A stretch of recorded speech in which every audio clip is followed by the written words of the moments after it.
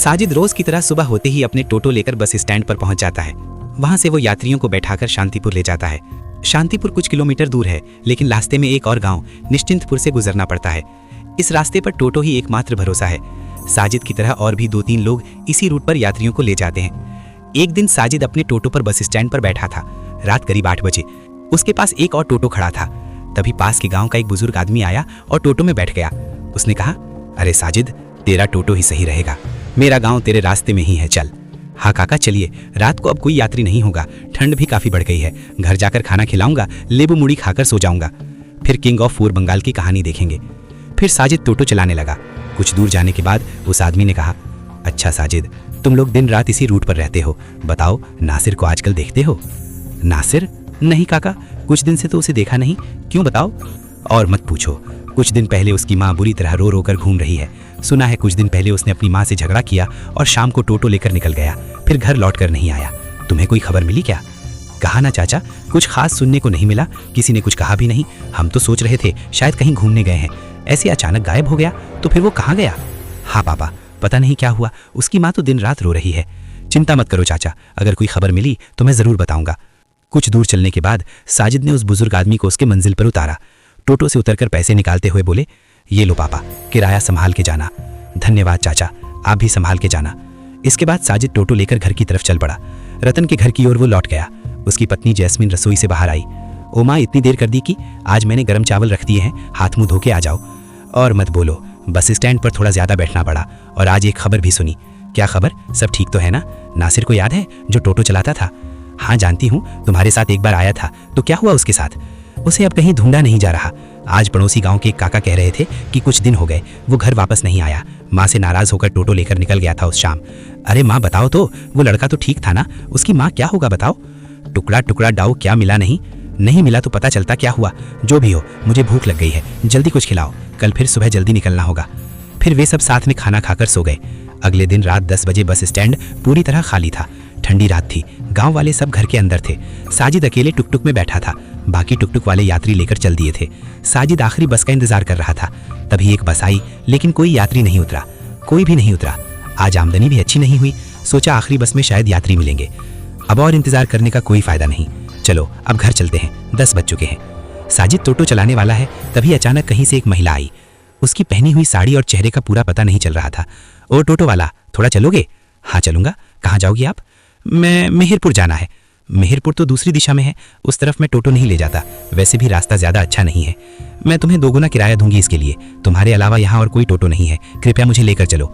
साजिद ने सोचा वैसे भी आज उसका कमाई ज्यादा नहीं हुई है, हो नहीं डबल किराया मिले तो अच्छा होगा। औरत को अकेला छोड़कर जाना भी ठीक नहीं होगा, इसलिए बोला ठीक है चलो बैठो, मैं तुम्हें नीचे उतार देता हूँ। लड़की जैसे ही टोटो में बैठी, साजिद मेहरपुर की तरफ टोटो चलाने लगा। कुछ दूर जाते ही एक रास्ता बांस के जंगल के अंदर की तरफ मुड़ गया। वहां पहुंचते ही लड़की बोली, इस रास्ते से चलो। क्या कह रही हो? ये तो भटकाने वाला रास्ता है, जंगल के अंदर से जाता है।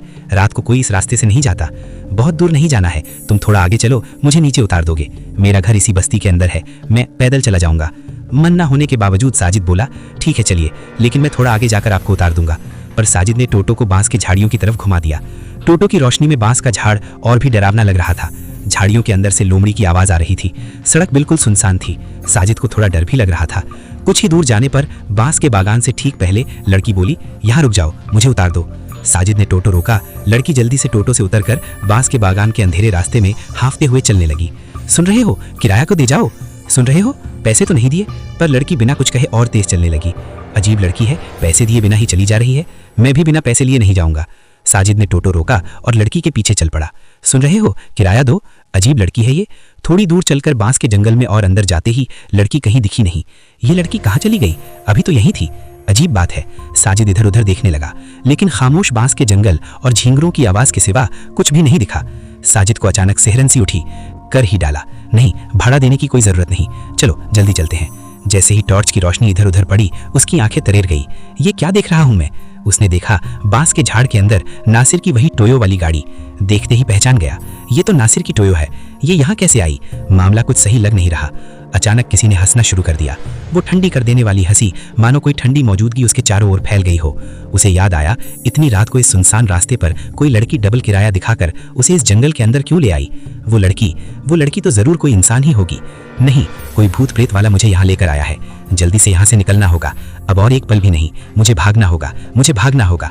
बांसवन के अंदर उस गंदी सड़क पर साजिद का पैर किसी चीज पर जोर से लगा। साजिद लड़खड़ाया और दूर गिर पड़ा। आह! उसने पीछे देखा तो सड़ चुका शव पड़ा था। पास जाकर समझा कि ये नासिर का शव है। आह! ये तो नासिर का शव है। मैं ये सब क्या देख रहा हूँ? तो नासिर अब नहीं रहा, उसे भी मार डाला। मुझे भी मार डाला जाएगा क्या? नहीं, जल्दी मुझे टोटो में चढ़ना होगा।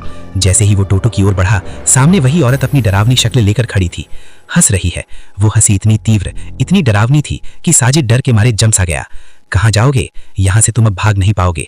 तुम्हारी मौत यहीं लिखी है। तुम कौन हो? क्या चाहते हो? मुझे क्यों मारना चाहते हो? क्या चाहिए? तुम्हें भी उसको मारना है। आओ, मेरे पास आओ। नहीं, मुझे छोड़ दो। मैंने तुम्हें क्या नुकसान पहुंचाया है? मुझे छोड़ दो। वो लड़की अपनी छाती पर एक जोर का थप्पड़ मारी। साजिद छिटक गया और वो भूतिया आकृति उसके ऊपर चढ़ गई और उसका गला दबा लिया। मरोगे, तुम्हें भी मरना होगा। जो मेरी माया में फंसेगा उसे मैं मारूंगा। छोड़ दो, मुझे छोड़ दो। उफ! मौत के मुंह में खड़ा साजिद अपने हाथ पैर लहराकर उस भूतिया प्रेत से खुद को छुड़ाने की पूरी कोशिश करने लगा। अपनी सारी ताकत इकट्ठा करके उसने उस प्रेत को धकेल दिया। फिर भागता हुआ तुरंत टोटो में बैठा और जोर से टोटो चलाने लगा। तुम्हारी इतनी बड़ी हिम्मत है? कितनी दूर जाओगे? तुम्हें तो मरना ही होगा। वो भूतिया प्रेत टोटो के पीछे पीछे दौड़ने लगा। खुदा बचाओ, मुझे बचाओ। जैसे ही वो मुख्य सड़क पर पहुंचा, वो भूतिया प्रेत वहीं रुक गया। अरे, छूट गया, बच गया। साजिद बिना किसी ओर देखे तेजी से टोटो लेकर गांव पहुंच गया। बाद में साजिद ने सुना कि वो बांस के जंगल में कई सालों से किसी के पास हमेशा एक साथी रहता है। कई लोग उसके मुंह में पड़ जाते हैं। रात के वक्त अगर किसी को अकेला पाता है तो उसे फंसाने की कोशिश करता है, और अगर कोई उसके मुंह में फंस गया तो उसे खत्म कर देता है। इसके बाद से साजिद शाम के बाद टोटो लेकर बाहर नहीं निकलता। आज की कहानी आपको कैसी लगी जरूर कमेंट करके बताइएगा। अगर पसंद आई हो तो चैनल को सब्सक्राइब जरूर कर दीजिएगा। और आप लोग जो कहानी भेजना चाहते हैं हमें फेसबुक पेज पर मैसेज कर सकते हैं या मेल कर सकते हैं। साथ ही हमारा इंस्टाग्राम भी है, आप उसे फॉलो कर सकते हैं। सभी लिंक डिस्क्रिप्शन बॉक्स में मिल जाएंगी।